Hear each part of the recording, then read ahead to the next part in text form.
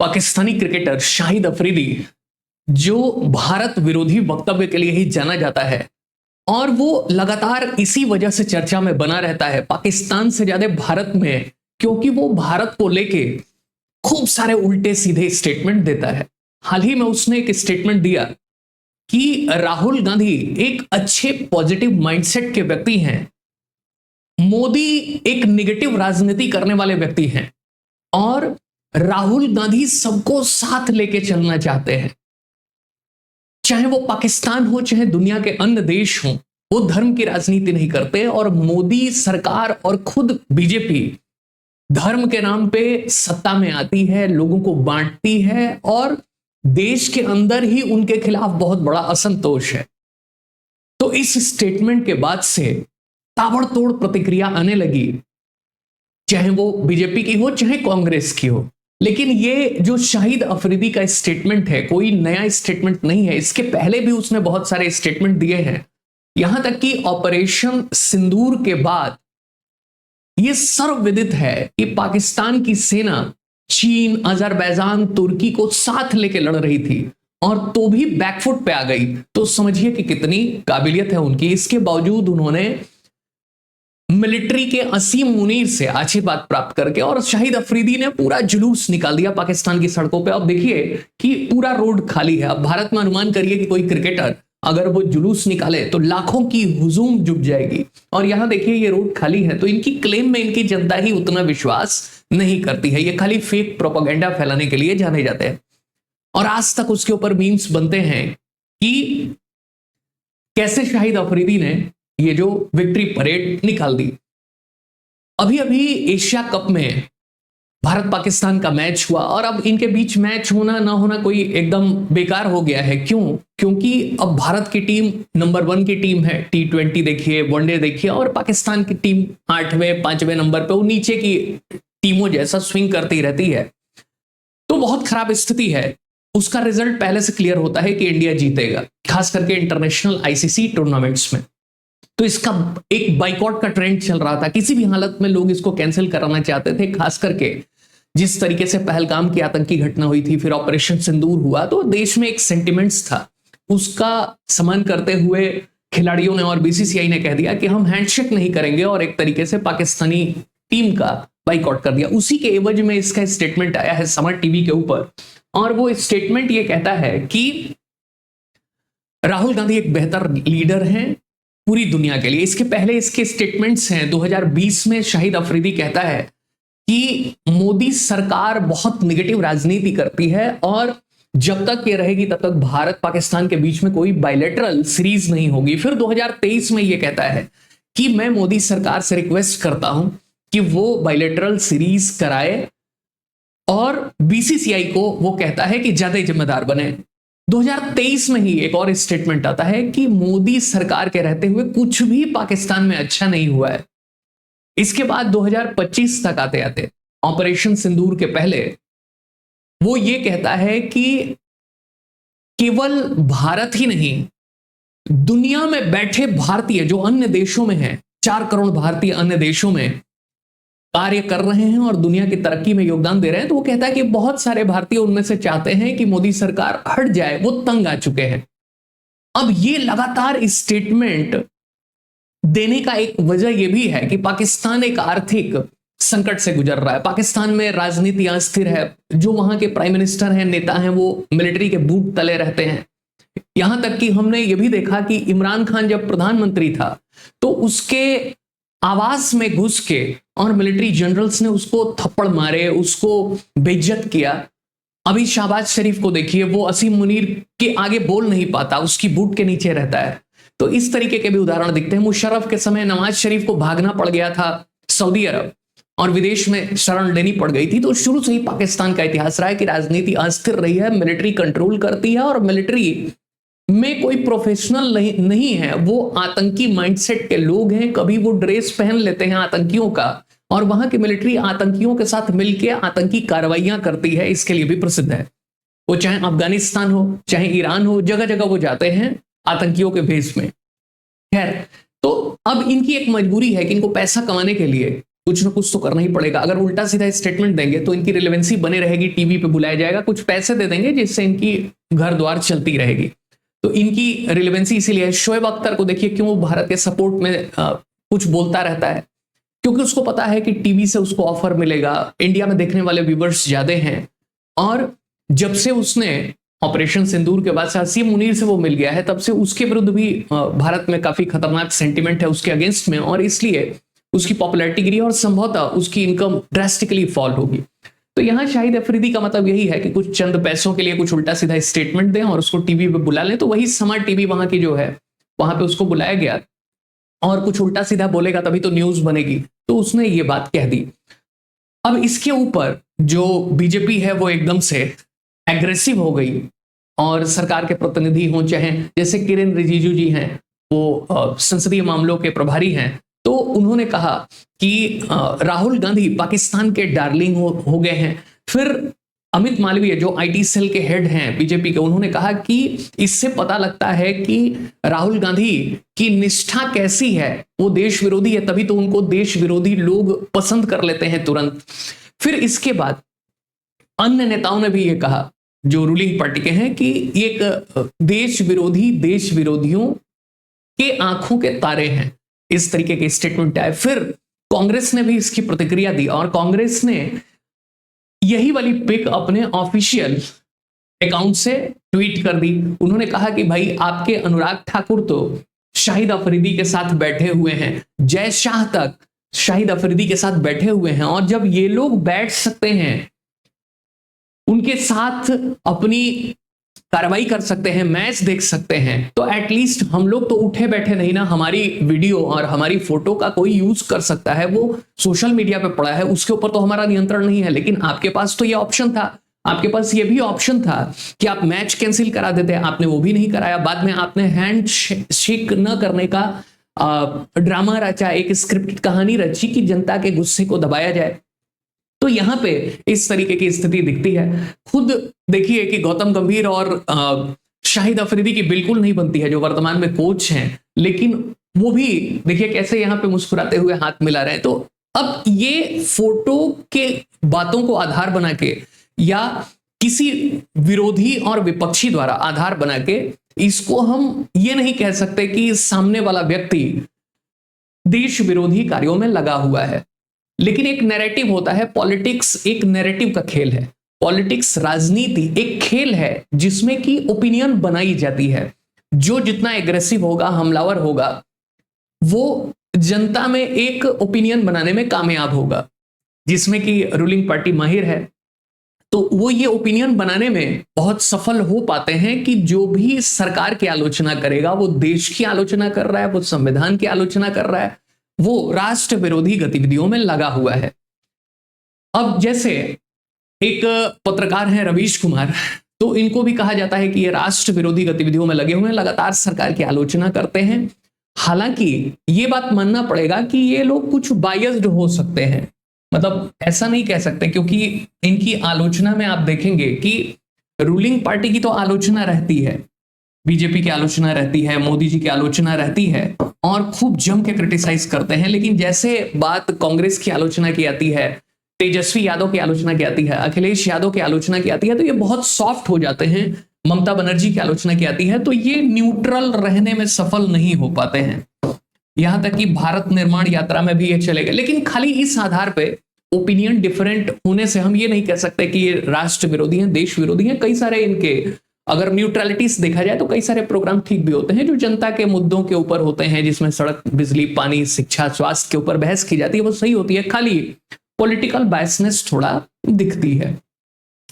इसके बाद आप देखिए कि एक यूट्यूबर है ध्रुव राठी। अब ध्रुव राठी जो है ये भी माने जाते हैं एंटी बीजेपी, और इनका भी, इनके ऊपर भी आरोप लगता है कि ये न्यूट्रलिटी को बना नहीं पाते और जो अपोजिशन के लीडर्स हैं उनके साथ मिले हुए हैं। यहां तक कि जॉर्ज सोरोस से फंडिंग मिलने की भी बात की जाती है। इसकी मुख्य वजह है कि ये जर्मनी में बैठे हुए हैं और वहीं पे इन्होंने वहां की नागरिकता भी ले ली होगी, क्योंकि वहीं पे इनकी शादी हो गई है। तो ऐसा नहीं कि सारे प्रोग्राम्स या सारे वीडियोस इनके भी खराब हैं, कई सारे मुद्दों के ऊपर रहते हैं, अच्छे हैं, इंफॉर्मेटिव हैं, लेकिन वहां थोड़ा सा इनके ऊपर भी ये लगता है कि ये प्रो अपोजिशन है और एंटी रूलिंग पार्टी है, बीजेपी है, एंटी मोदी है।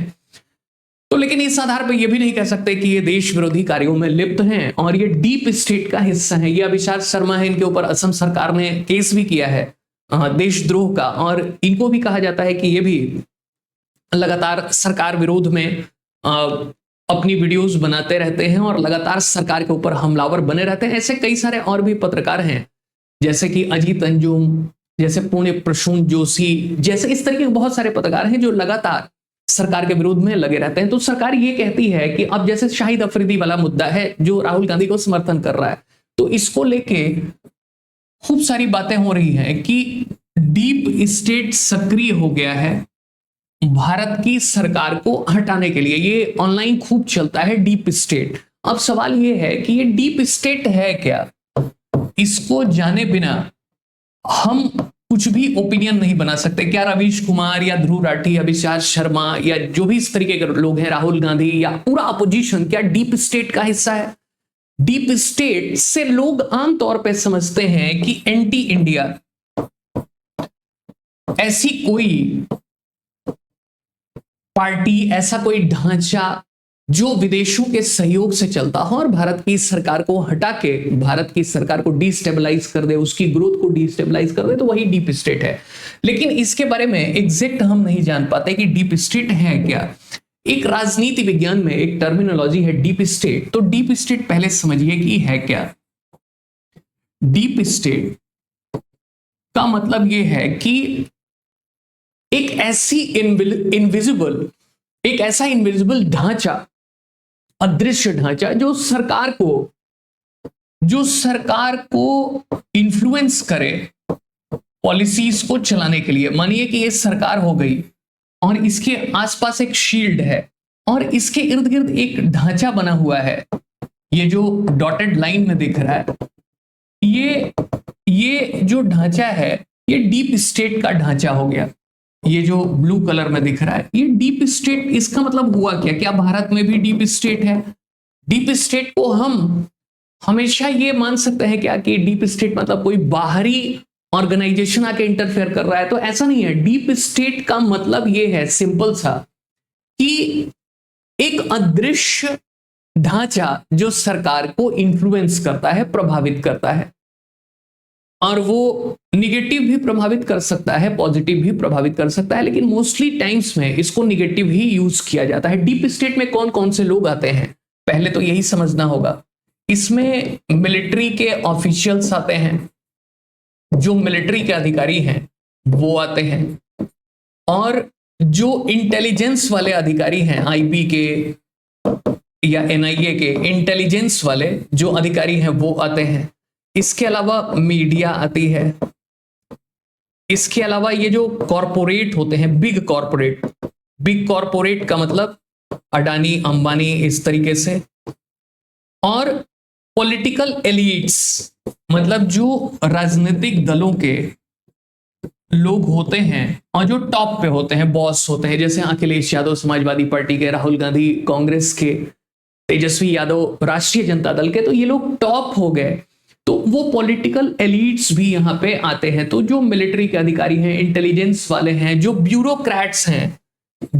ब्यूरोक्रेट्स हैं, नौकरशाही के लोग, आईएएस आईपीएस जो होते हैं, जो ब्यूरोक्रेट्स हैं, वो भी इसी के अंतर्गत आते हैं डीप स्टेट के। तो कुल 6 जो समूहों के लोग हैं वो डीप स्टेट में आते हैं। डीप स्टेट सरकार को इन्फ्लुएंस करती है।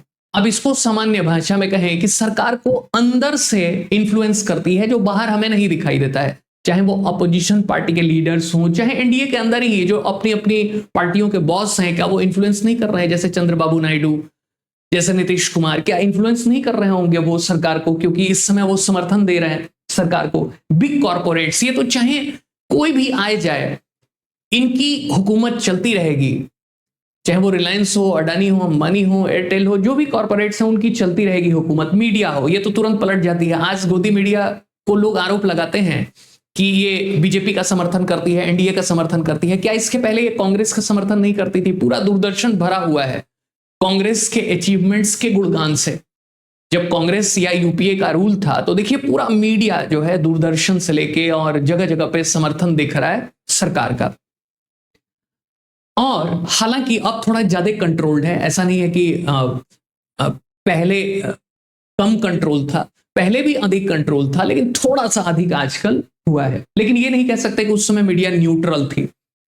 इंटेलिजेंस एजेंसीज हैं, आईबी है या जो हमारी एनआईए है, इस तरीके की जो एजेंसीज काम करती हैं पर्दे के अंदर में रह के, वो भी सरकारों को इन्फ्लुएंस करती हैं। मिलिट्री के ऑफिशियल्स हैं और ब्यूरोक्रेट्स हैं, ये सब मिलकर सरकार को प्रभावित करते हैं। तो डीप स्टेट की परिभाषा ये हो गई कि एक अदृश्य संगठन जिसके कुछ हिस्से हैं और वो सरकार को प्रभावित करते हैं डिसीजन लेने में। अब सवाल ये है कि ये डीप स्टेट की अवधारणा या जो कॉन्सेप्ट है, इसको पॉपुलर किसने किया? तो ये देखिए डोनाल्ड ट्रंप ने इसको ज्यादा पॉपुलर किया है। डोनाल्ड ट्रंप ने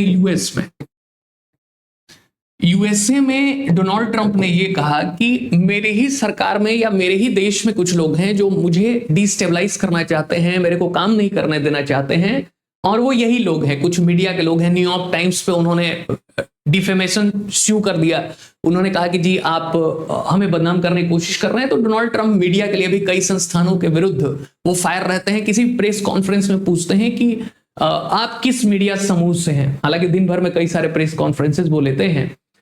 तो डोनाल्ड ट्रंप ने कहा कि कई सारे अधिकारी, कई सारे गवर्नर्स, जो मीडिया के लोग हैं, ब्यूरोक्रेट्स हैं, जगह जगह पे बैठे हुए जो मेरी सरकार को डिस्टेबलाइज कर रहे हैं अमेरिका के अंदर में। और एक तरीके से डीप स्टेट ये टर्म इन्होंने यूज किया। डीप स्टेट में अगर आप देखेंगे तो यूएसए के दो संस्थान तो बिल्कुल आ जाते हैं। एक है पेंटागन। अब पेंटागन को पहले कहते थे डिफेंस डिपार्टमेंट, अब इसको कर दिया गया है डिपार्टमेंट ऑफ वॉर। अभी अभी डोनाल्ड ट्रंप ने इसकी घोषणा की। पहले इसको डिफेंस डिपार्टमेंट कहते थे। और सीआईए। तो अब विदेशी संदर्भों में अगर डीप स्टेट देखें अमेरिका के लिए, तो डीप स्टेट यही हो गया। और हम बार बार यही कहते हैं कि डीप स्टेट भारत में चाहता है कि वो हमें डिस्टेबलाइज करे। तो वो डीप स्टेट सबसे अधिक कौन सा सक्रिय है? अमेरिका का डीप स्टेट ज्यादा सक्रिय है दुनिया भर में। चीन भी सक्रिय है। चीन के भी जो संस्थान हैं वो लगे हुए हैं भारत को डिस्टेबलाइज करने में।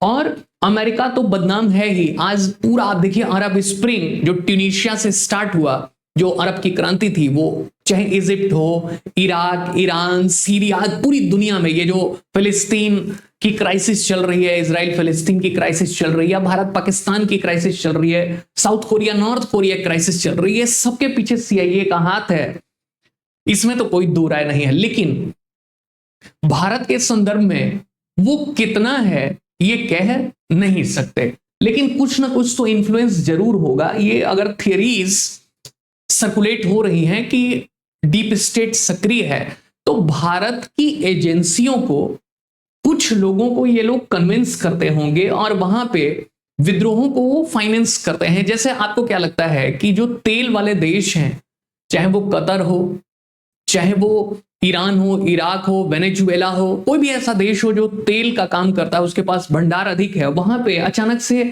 विद्रोह कैसे हो जाता है? इसका मतलब यह है कि कोई उसको सपोर्ट कर रहा है। कौन सपोर्ट कर रहा है? यही लोग हैं, डीप स्टेट के रूप में सक्रिय हैं, वहां के लोगों में विद्रोह की भावना को भड़काते हैं, सरकारों को उखाड़ फेंकते हैं लोकतंत्र के नाम पे, जो कि कोई सच्चाई नहीं होती। क्योंकि लोकतंत्र के मॉडल अलग अलग हो सकते हैं, जरूरी तो नहीं कि अमेरिका वाला लोकतंत्र ही पूरी दुनिया में लागू हो, जैसा ईरान कहता है। और यही वजह है कि अमेरिका लोकतंत्र के नाम पे पूरी दुनिया में इंपीरियलिज्म, कॉलोनियलिज्म फैलाने वाला एक देश है। ब्रिटेन पहला ऐसा देश था जो कि दुनिया में इस कदर से साम्राज्यवाद और उपनिवेशवाद को फैलाता है। साम्राज्यवाद मतलब बल का प्रयोग करके, मिलिट्री का यूज करके अपने क्षेत्र का विस्तार, territorial expansion by the use of military. और कॉलोनियलिज्म मतलब not necessarily use of force but controlling economic affairs of any weak country by the dominant country। यही हो गया। अगर किसी कमजोर देश की आर्थिक व्यवस्था को कोई एक ताकतवर देश, जरूरी नहीं कि वो शस्त्र का ही प्रयोग करे, हथियारों का ही प्रयोग करे, मिलिट्री का ही प्रयोग करे, साम दाम दंड भेद लगा के अगर वो उसकी आर्थिक व्यवस्था पे कब्जा कर लेता है, तो वो होता है उपनिवेशवाद। पहली बार इसका प्रयोग ब्रिटेन ने किया था और ब्रिटेन का उत्तराधिकारी सेकेंड वर्ल्ड वॉर के बाद अमेरिका बना। और अमेरिका ने उसको और भी डिफाइंड तरीके से और भी शार्प तरीके से यूज किया। तो दुनिया भर में ये जो दिख रहा है आपको, बांग्लादेश के अंदर में, श्रीलंका के अंदर में, नेपाल के अंदर में, बिना डीप स्टेट के सक्रिय हुए कुछ हो ही नहीं सकता था, ये तो तय बात है। और अमेरिका की घोषित नीति है, घोषित नीति ये है कि हमारा ना कोई मित्र है ना शत्रु, हम अपनी परिस्थितियों के हिसाब से तय करेंगे कौन दोस्त है और कौन दुश्मन। तो एकदम क्लियर बात है। अभी भारत के इस संदर्भ में देखिए, अभी तक हम कितने करीबी थे और अचानक से दूरियां बढ़ रही हैं डोनाल्ड ट्रंप के समय में, दूसरे कार्यकाल। तो जरूर कुछ ना कुछ होगा, लेकिन क्या हम इस डीप स्टेट के बारे में ये मान लें, जब हम डीप स्टेट की बात करते हैं तो जरूर वो भारत के लिए भी काम कर ही रही होगी, क्योंकि कोई भी देश, चीन हो, अमेरिका हो, भारत को तो चाह रहे हैं कि वो डिस्टेबलाइज करे। लेकिन क्या हम केवल इस बिना पे ये कह सकते हैं, सरकारें इसको बहुत होशियारी से यूज कर लेती हैं, वो ये कह देंगे कि जो भी सरकार का विरोध करेगा, उसकी पॉलिसी का विरोध करेगा, वो डीप स्टेट में भागीदार हो जाएगा। और इसके लिए सरकारें ये भी कह देती हैं, आप देखिए भारत में बहुत सारे एनजीओ काम करते हैं, नॉन गवर्नमेंटल ऑर्गेनाइजेशन, गैर सरकारी संगठन, लगभग इनकी संख्या 33 से 40 लाख है। कुछ स्पष्ट आंकड़े नहीं है। एक नीति आयोग जो प्लानिंग कमीशन को हटा के बनाई थी मोदी सरकार ने, नीति आयोग में एक एनजीओ दर्पण करके पोर्टल है, उसी पे अभी तक, हालांकि 2023 के आंकड़े के हिसाब से तो अभी केवल 1.87 लाख ही रजिस्टर्ड एनजीओ हैं जो विभिन्न क्षेत्रों में काम करते हैं, पर्यावरण, महिला सशक्तिकरण, बाल विकास, इस तरीके के बहुत मामले हैं, शिक्षा, स्वास्थ्य। तो लेकिन 2025 के आंकड़े बता रहे हैं कि यह संख्या बढ़ के हो गई है लगभग 3 लाख के आसपास। लेकिन ये कुछ पुख्ता सबूत नहीं है। टोटल कहा जाता है कि रजिस्टर्ड हमारे पास, जरूर नहीं कि सारे इस एनजीओ दर्पण पे ही रजिस्टर्ड हो, लिस्टेड हो, तो 33 से 40 लाख एनजीओ हैं। 2011 से 2025 तक 20,000 एनजीओस को डीरजिस्टर्ड कर दिया गया है, उनको हटा दिया गया है, कहा गया कि देश विरोधी काम कर रहे हैं। और एनजीओस के लिए गाइडलाइंस भी जारी हुई है कि अब कोई भी एनजीओ जो फॉरेन कंट्रीब्यूशन रेगुलेशन एक्ट है 2010 का, जिसको कि 2020 में इसमें अमेंडमेंट भी किया गया कि कोई भी एनजीओ अगर विदेशी फंडिंग लेता है तो बिना सरकार की सूचना के नहीं लेगा, क्योंकि एनजीओ के ऊपर सरकार ने आरोप लगा दिया, होम मिनिस्ट्री ने, गृह मंत्रालय ने, कि एनजीओ देश विरोधी काम कर रहे हैं, राष्ट्रीय सुरक्षा के लिए खतरा है, विकास कार्यों को रोक रहे हैं और विदेशी फंडिंग को वो डाइवर्ट कर रहे हैं। उन्होंने 2020 में रूल बना दिया कि 20% ही आप अपने खर्चों के लिए निकाल सकते हैं, किसी लोकल एनजीओ को वो पैसा ट्रांसफर नहीं कर सकते। तो इस तरीके से बहुत सारे एनजीओ बंद होने लगे। लेकिन ये एनजीओ बहुत अच्छा भी काम कर रहे हैं, जैसे गूंज एनजीओ है, वो आपदा प्रबंधन और ग्रामीण विकास में काम कर रही है। एक नाज फाउंडेशन है जो एलजीबीटीक्यू के अधिकारों के लिए लड़ती है।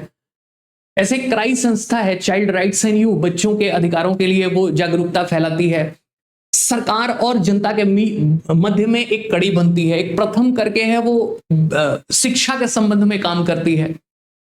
जो इंडिया अगेंस्ट करप्शन था वो भी सरकारी मामलों में पारदर्शिता बढ़ाने का काम करता था, जिसको कभी अरविंद केजरीवाल हेड करते थे। तो इस तरीके से बहुत सारे एनजीओ हैं। नर्मदा बचाओ आंदोलन मेधा पाटकर के नेतृत्व में ये चला। तो ऐसे बहुत सारे एनजीओ भारत में काम करते रहे हैं। तो ये कहना कि एनजीओ विकास विरोधी हैं, देश विरोध के काम में लगे हुए हैं, अब सरकार क्यों ये कानून लेके आई है जनवरी 2025 में, उन्होंने स्पष्ट कर दिया, क्योंकि ये एनजीओ बड़ी बड़ी कंपनियों के कामों को रोक रहे थे। आपको क्या लगता है कि अभी जो भयंकर बाढ़ की स्थिति बनी है जम्मू कश्मीर, हिमाचल, उत्तराखंड, पंजाब में, जिससे त्राहिमाम मच गया है, ऐसा क्यों हो रहा है? क्योंकि लाखों पेड़ काटे गए हैं, जिससे कि वहां लैंड स्लाइडिंग हो रही है, वहां अवैध विकास हुआ है। इन कंपनियों को गलत तरीके से वो भूमि आवंटित की गई है बिना किसी साइंटिफिक परीक्षण के। ये भी एक तरीके का भ्रष्टाचार है और उस अनियंत्रित विकास का परिणाम है ये विनाश। क्योंकि क्लाइमेट चेंज होगा, बदलाव होंगे, फिर प्रकृति क्या होगी, वो बदला लेगी अगर आप प्रकृति को विनाश करेंगे। लेकिन अब ये एनजीओ जाके वहां खड़े हो जाएंगे कि जी आप गलत काम नहीं करेंगे तो सरकार के लिए दिक्कत है, बड़ी कॉर्पोरेट्स के लिए दिक्कत है। तो वो क्या करेंगे, कॉर्पोरेट्स की इनको रुकवाने की कोशिश करेंगे। तो इनके अच्छे काम को हाईलाइट नहीं किया जाएगा और होम मिनिस्ट्री ये मान बैठी कि ये लोग नेशनल सिक्योरिटी के लिए खतरा है। अब ऐसा नहीं कि सभी के लिए ये कहा गया, लेकिन जरूर इनको बहुत ज्यादा एक्सेसिव कंट्रोल बना दिया गया है। तो कहने का मतलब यह है कि कोई भी अगर एनजीओ है, कोई भी अगर सरकार की नीतियों की आलोचना करता है तो सरकार इसको मैनिपुलेट कर सकती है। वो ये कह सकती है कि ये पत्रकार जो हैं या ये जो यूट्यूबर हैं ये डीप स्टेट का हिस्सा हैं, जो पॉलिटिकल लीडर्स हैं डीप स्टेट का हिस्सा हैं और वो हमें हटाना चाहते हैं, विदेशी लोगों के साथ मिले हुए हैं और देश विरोधी कार्य कर रहे हैं। तो एक नैरेटिव सेट करने की कोशिश है जिसका कोई दम नहीं है। अब जैसे कल की डेट में कोई भी व्यक्ति, अब जैसे यही लोग बैठे हुए हैं अनुराग ठाकुर और जय शाह, तो क्या ये लोग डीप स्टेट का हिस्सा है? ये तो सरकार का ही हिस्सा है। किसी के साथ फोटो निकल के सामने आ जाना या किसी विदेशी व्यक्ति द्वारा भारत के राजनीतिक दलों या किसी व्यक्ति की बड़ाई कर देने से यह सिद्ध नहीं होता कि दोनों मिले हुए हैं। और जहां तक मुझे संज्ञान है या अगर इसका प्रमाण देखा जाए तो राहुल गांधी और शाहिद अफरीदी के मिलने की कोई घटना ही नहीं है। मुझे लगता है राहुल गांधी को क्रिकेट में कोई इंटरेस्ट भी नहीं है और वो किसी खेलों में देखे नहीं जाते। तो लेकिन ये इस स्टेटमेंट को बढ़ा चढ़ा के दिखाने की कोशिश की जा रही है और एक नैरेटिव बनाने की कोशिश की जा रही है कि राहुल गांधी देश विरोधी गतिविधियों में लिप्त हैं, जो संभवतः बहुत सही नहीं लग रहा है और ये एक पॉलिटिकल स्टेटमेंट ज्यादा लग रहा है। हालांकि अगर वो जब सरकार का विरोध करते हैं तो थोड़ी सी उनके अंदर मतलब ऐसा लगता है कि पॉलिटिकल जो मैच्योरिटी है वो उनके अंदर नहीं है, क्योंकि जब आप किसी ऐसे ऑर्गेनाइजेशन से लड़ते हैं जो बीजेपी जैसी हो और जिसका इतना ऑर्गेनाइज्ड कार्डर बेस हो, पूरी आरएसएस की कार्डर बेस हो उस तरीके की, तो आपको खाली अब जैसे इनके मुद्दे देखिए कि एसआईआर को लेके जगह जगह आंदोलन करना, इससे कुछ नहीं होगा, इससे वोट बैंक नहीं मिलेगा। आपको पहले तो जमीन पे जाके अपनी कार्डर बनानी होगी, खुद की कार्डर, हवा हवाई नहीं। ये विभिन्न राज्यों में क्षेत्रीय दलों के सबऑर्डिनेट हो गए हैं। तो इस तरीके की राजनीति आपको लॉन्ग टर्म में कोई फायदा नहीं देगी और आप एक्टिव तो बहुत रहेंगे लेकिन बिना कार्डर के, बिना आपके ट्रस्टेड लोगों के, बिना जमीनी स्तर पे उतरे, बिना यूट्यूब और फेसबुक और सोशल मीडिया में चीजों को बड़ा दिखाए बिना ग्राउंड पे काम करने से ज्यादा बढ़िया रिजल्ट आ सकते हैं और ज्यादा मजबूत विपक्ष बन सकता है। बाकी खाली ये चुनाव आयोग के ऊपर आरोप लगाना या ये मीडिया अटेंशन के लिए तो ठीक है, यूट्यूब और सोशल मीडिया के ऊपर चर्चा करने के लिए तो ठीक है, लेकिन इससे वोट नहीं मिलेगा जहां तक मेरा मानना है। और यही वजह है कि जब तक वो ग्राउंड के ऊपर उनके कार्डर्स मजबूत नहीं होंगे तो उनके ऊपर टारगेट होता रहेगा, क्योंकि बीजेपी एक ऑर्गेनाइज्ड, एक कार्डर समूह वाली पार्टी है और उनको पता है कि कैसे एक नैरेटिव सेट किया जाता है। जैसे देखिए इतना विरोध था प्रचंड, और इस युद्ध के बैकग्राउंड में, पहलगाम हमले के बैकग्राउंड में, युद्ध के बैकग्राउंड में क्या कोई सरकार इतना साहस ले सकती थी कि जनता की भावनाओं के विरोध में जाके पाकिस्तान के साथ मैच खेले? उन्होंने मैच भी खेला और नैरेटिव सेट कर दिया कि देखिए हमने कितना बढ़िया बदला लिया, हाथ नहीं मिलाया, हमने उनको इग्नोर कर दिया, हमने उनको हरा भी दिया और राष्ट्र के नाम ये जीत समर्पित भी कर दी। अगर हार जाते तब क्रिकेट मैच है, क्या पता, मैच में तो कई बार छोटी टीमें भी जीत जाती हैं। अगर हार जाते तब किसको समर्पित करते, अलग फजीहत हो जाती। तो सवाल यह है कि हाथ मिलाना न मिलाना ये कोई बहुत बड़ा मुद्दा नहीं है और न ही वो खिलाड़ियों को ऊपर से डायरेक्ट किया गया होगा, वो स्क्रिप्टेड ज्यादा लगता है, उनका अपना खुद का डिसीजन नहीं होगा ये, नहीं तो उनके ऊपर एक्शन हो जाता। एक छोटी सी आंख दिखाने के ऊपर आईसीसी एक्शन ले लेती है, तो इतनी बड़ी इवेंट के ऊपर कि हाथ नहीं मिलाया या हमने कोई कार्रवाई नहीं की तो मैच भी करा दिया गया और नैरेटिव सेट कर दी गई कि हमने पूरा बेइज्जत कर दिया पाकिस्तान को। हालांकि पाकिस्तान के जो प्लेयर्स थे वो भी तो नहीं आए पोस्ट मैच प्रेजेंटेशन में, उन्होंने भी अपना तेवर दिखा दिया। तो इससे कोई फर्क नहीं पड़ने वाला है, लेकिन एक बहुत बड़े जनमानस में यह संदेश गया कि देखो भारत ने कितना बढ़िया काम किया, हरा भी दिया और बदला भी ले लिया, ऑपरेशन सिंदूर 2.0। तो नैरेटिव सेट करने में रूलिंग पार्टी बहुत जबरदस्त है, जो काम राहुल गांधी एंड टीम नहीं कर पा रही है और इसीलिए हर बार वो टारगेट भी हो जाते हैं और बदनाम भी हो जाते हैं। तो बताइएगा आपको क्या लग रहा है कि इसमें कुछ सच्चाई है कि सरकार का जो विरोध करे उसको डीप स्टेट सिद्ध कर दिया जाए, एंटी इंडिया सिद्ध कर दिया जाए, या ये मान के चला जाए कि सरकार का विरोध, देश का विरोध अलग अलग चीजें होती हैं। और दूसरी बात यह भी है कि आपको नहीं लगता है कि इन सब मामलों को उतना तवज्जो नहीं देना चाहिए कि अब शाहिद अफरीदी हैं, शोएब अख्तर हैं, ऐसी छोटी मोटी बातों को राष्ट्र स्तर पर तवज्जो देना मतलब मूल मुद्दों से भटकाने की कोशिश है, इसका कोई मतलब नहीं है। तीसरी बात यह है कि अब ये तो वही बात हो गई कि मैच, जैसे अब मैच हुआ उसको लेके आलोचना हो रही है तो आप डाइवर्ट कर दीजिए। जैसे खो खो का खेल होता है कि आपको सोचने का मौका ही नहीं लगता कि खेल कहां से कहां भाग गया, एक मुद्दे तक पहुंचते हैं तब तक कोई खो कर देता है और उठ के भागना शुरू कर देता है। तो इसमें भी रूलिंग पार्टी बहुत एक्सपर्ट है कि वो जैसे उनको लगेगा कि ये मुद्दा अगर हमें परेशान कर रहा है तो वहां से आपको हटा के दूसरी जगह ले जाएंगे और आपका अटेंशन वहां से हट जाएगा। तो ये हमने जो चर्चा की, ये कैसी लगी आपको बताइएगा जरूर। आपके क्या विचार हैं कि सरकार नैरेटिव सेट कर देती है और आम जनता उसी पे बहस करने लगती है मूल मुद्दों को छोड़ के, ऐसा कुछ है क्या? हमें इन ऐसे बहुत ही बेसलेस और फालतू के मुद्दों के ऊपर राष्ट्रीय चर्चा करनी चाहिए? बताइएगा जरूर। अगर ये सेशन पसंद आए तो इसको लाइक करिए, चैनल को सब्सक्राइब करिए, शेयर करिए। मिलते हैं ऐसी किसी वीडियो में, तब तक के लिए नमस्कार, थैंक यू, धन्यवाद।